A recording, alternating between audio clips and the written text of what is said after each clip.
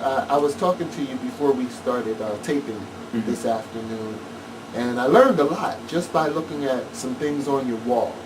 Um, and your wall, it tells a story, the story of when were first got out of prison, and then the journey that you made through entering into community service.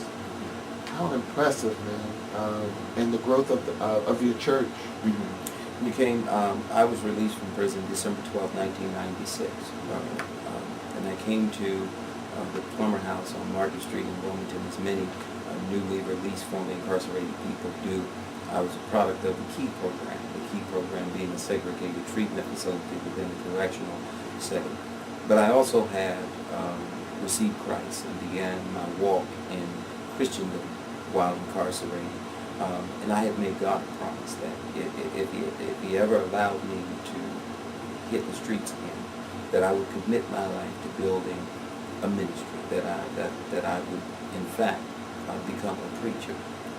And I had every intent of keeping that promise. And so upon arriving at the Plummer Center, I was thrust again into the national spotlight by Peter Jennings, who came to Delaware to interview me with respect to the Key Press program and the success of people like me in coming through that program. Little did I know that would catapult me to national attention as a quasi-authority on rehabilitation. And so as I attempted to adjust to being out and successfully completing probation. There were stumbles along the way, but I never gave up on the promise that I made God, even though I would sometimes get in my own way.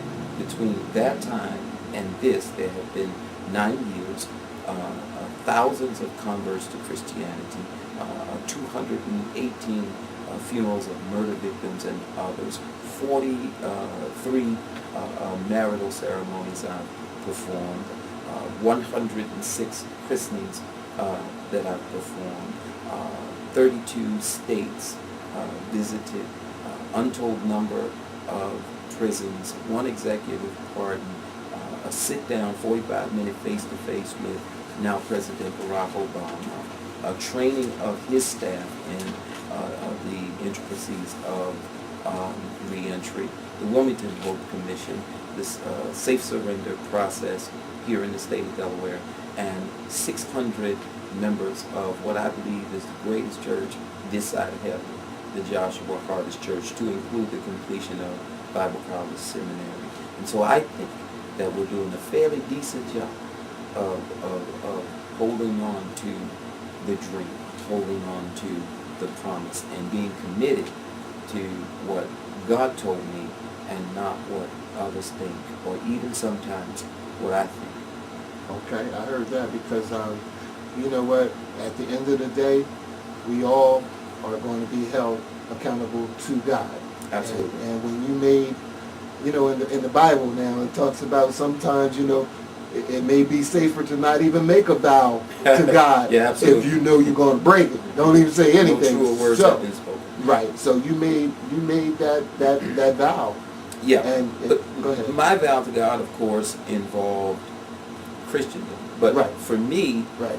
it was more than that, simply right. because the life I had lived in prison, right. as an inmate leader, right. as head of the law library right. in prison, I had had a taste of what it was to be an activist or social leader or make social change, or what we call politics. And so I also had the idea that I would, as a formerly incarcerated person, do everything in my power to succeed right. in American life, that right. I would gain full citizenship, yes. voting rights. Yes. I worked very hard, State Representative Plant and others, to see to it that House Bill 126 passed and that we had That's voting right. rights restored to those of us who successfully completed probation. It was right. important to me that we be able to achieve, because I recognize that no mayor or no public official can live on a level higher than the condition of the people they serve. That if the people are acting like savages, and the recidivism rate is high for the people, and the dropout rate is high for the people, and the unemployment rate is high for the people, then life cannot be a quality for the leader. The Right. leader has to live at a level where he understands and can affect change with the people. And so there was an intent on my part to succeed, to be on committees, to be on commissions, and eventually to seek some elective office, Absolutely. mayor, president, governor, something, so that we can break that generational curse, or that stigma, once a felon, always a felon. Right. Or if you've messed up in your background, there's absolutely no reason to look forward to ever being restored to the fullness Mhm. of American life.